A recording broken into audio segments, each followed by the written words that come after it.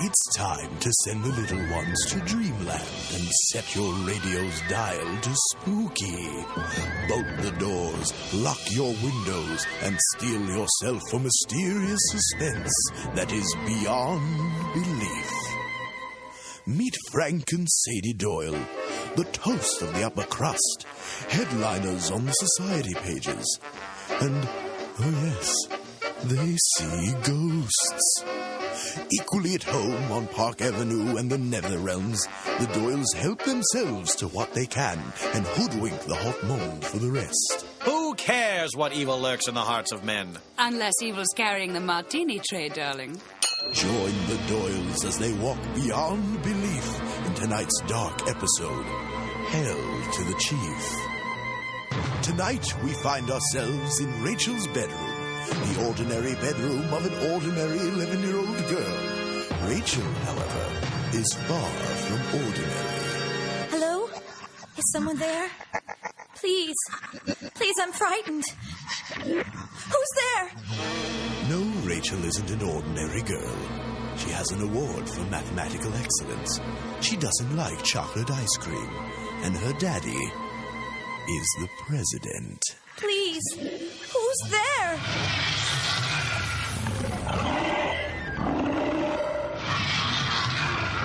And beyond belief, Rachel is possessed. Meanwhile, high above Manhattan, in the luxurious penthouse suite at the famed Plaza Hotel. Frank, darling, what are you doing? Why aren't you dressed? It's barely 9 p.m., Sadie. Do you know what today is, darling? I don't suppose it's our anniversary? No, darling, I don't suppose it is. Well, I'll drink to it anyway. Happy anniversary, sadistic. To you too, Frankenstein. Hello? Sure. Of course, darling, but don't hold your breath. My husband hasn't any trousers at the moment. Room service? The president. Ah, that's the day, isn't it? I knew you'd piece it together. He's sending a car around. Sadie, love, did you tell the President of the United States that I haven't any trousers? I did, yes. Brilliant! Give us a kiss. A first-class flight followed by a ride in an unmarked limousine, and the Doyles arrive at the cloistered entrance of the White House. You found these people where, Garvey? There was a file, Mr. President. But I've met the Doyles before. They're a bit unprofessional. I don't care if they blow their noses into the Bill of Rights, as long as they help my Rachel. Is that Alphonse Garvey, Jr.? It's Agent Garvey now. Alphonse, your father would be so proud. If he'd had any pride. Oh, Frank, remember Garvey, Sr.? My daddy was a better man than you'll ever be, Doyle. Oh, hush. Your father was a lout. And unpleasant to look at. You take after him, Alphonse. Someone get this man a lozenge. To look at him, you'd better make it 2 lozenges. This is the President, sir, the Doyles. Charmed. You have a lovely home. Smart dresser, isn't he, darling? Who's your tailor, old man? If we might, Rachel is in her bedroom. This way. Of course. Now, who's Rachel? My daughter. We suspect she's possessed. Nasty business possession. Been possessed too often myself. Professional hazard, dear. Quite. Can you help Rachel or not? And who's Rachel? My daughter. Don't be silly, POTUS. Of course we can. It's what we do. Let's have a look inside, shall we? I'd say she's rather possessed at the moment. Why didn't you tell us, Alphonse? Before we help the poor dear, we'll need to negotiate our terms. Anything you want. You can set the damned Lincoln bedroom on fire with the American flag, just so long as you help my Rachel. Say, do we know a Rachel? You don't have to put up with this, Mr. President. These two are simply not trustworthy. He has a point, Prez. I dare say we've a personality conflict on our hands. As in, we've got personality, and you, Alphonse, are sadly bereft. Good day, President. Junior. Love what you've done with the place. Oh, for Pete's sake, what are your terms? Glad you asked. Sign this. Just a very few unsavory marks on our records, which we'd like expunged. Sir, you should have the lawyers read that. Hell, Garvey, I'm as good as 10 lawyers. Let me see this. Wait, you want to be able to brew absinthe? For my migraines. You don't pay your taxes. Aren't accountants dreadfully tiresome? Wait, and what's this here? A bit of a get-out-of-jail-free card for your more inconvenient laws. But if you'd rather hem and haw until it's too late... All right, fine. Here.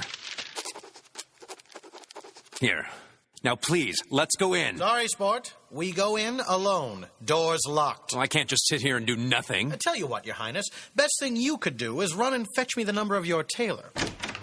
Waiting for a tip, Alphonse? Look, I don't know what you people do. I don't know how it works. All I know is I don't trust you. I'm going in with you. No, Garvey, Let them go in. We're mediums, Alphonse. We see ghosts, we reason with them, we make them go away. Usually all it takes is a swift kick in the pants. Metaphysically speaking, of course. The only time something goes wrong is when you're around. Or don't you remember Daddy's little exorcism? We'll be right out here. You're a peach, I'm telling you. And this must be Rachel. Don't be rude, we're guests. And how is the little vessel? Darling, don't condescend to the possessed child. I will eat your entrails for breakfast. Your entrails. Will you now? For breakfast? Sure. Sure. Get out of the girl and have a drink with us. Ollie, Ollie, oxen free. Voila. Now, that's better.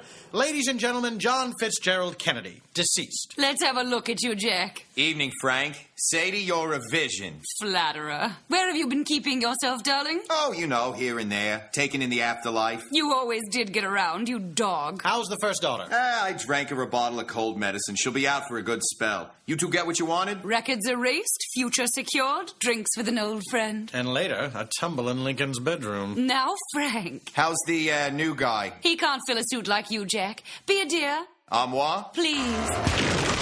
What the hell was that? Sounds like furniture being thrown around, sir. Furniture? Is that usual for a... An exorcism, I believe is the term, Mr. President. Exorcism, sure. You've been to one? Just my father, sir. How'd that go? I can't really remember most of it. Why not? I was the one they exorcised. Do you remember any crashing around? One thing I remember is how much I do not trust Frank Doyle. Did you call me Alphonse? How is she, Doyle? Coming along, but we're going to need some olives. Olives? Doyle, what are you... And some oyster crackers. And some oyster crackers. And a hard-boiled egg. Olives and oyster crackers, what for? It's an exorcism, Garvey. Make that 2 hard-boiled eggs. Chop, chop, Alphonse. You should have seen their faces when you asked for the crackers, love. Priceless. Good. And you. Me? Hard-boiled eggs, indeed. Just because only we can hear you is no reason to be a pest. Now, how's Sleeping Beauty? Sleeping. Beautiful. So you two make yourselves at home. You're leaving? Just for a minute. I think I saw something on my way into the kid. Blonde or brunette, Jack? Won't be a minute. That old cad. Jack hasn't played Secretary of the Interior since the last time we were here. Wonder what mystery girl caught his eye tonight. Speaking of mystery, who could be responsible for that awful vase? Mamie Eisenhower, I'd wager. Then it gets what it deserves. Hey, Uh-oh, fun's over, love. Our friend is waking up. who are you? Why did you break that vase? Are you drinking martinis? We're preparing martinis. We'll drink them when the olives arrive. Rachel, honey, are you okay? Daddy! Ah, Jack's back. Frank, you gotta get out of here. Unlock this door this instant. Get out of here right now, Frank. I mean it. Something's afoot, eh, Jack? Worse, something's coming. I'm kicking in the door, Doyle.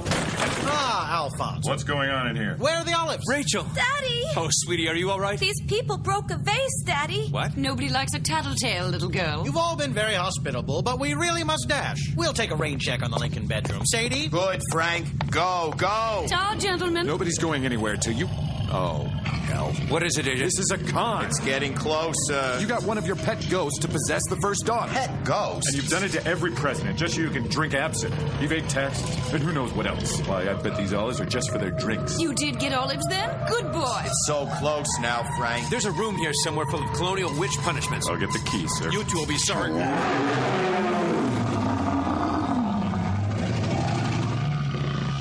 Mr. President? It's here. What'd you do to him, Doyle? But this is none of the Doyle's doing. Daddy?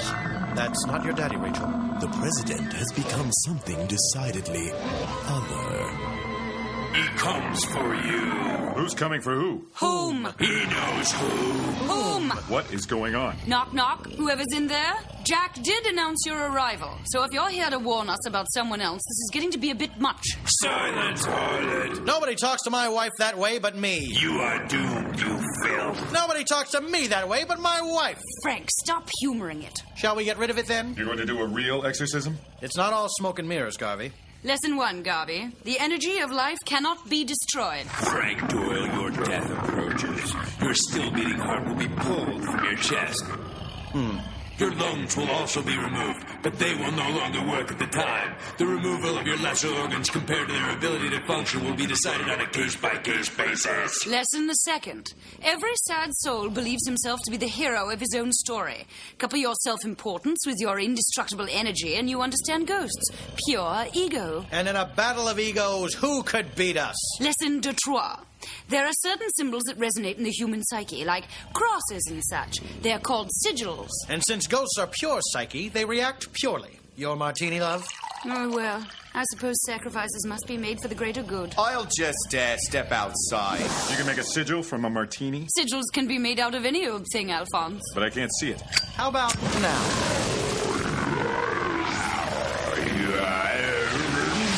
Veto!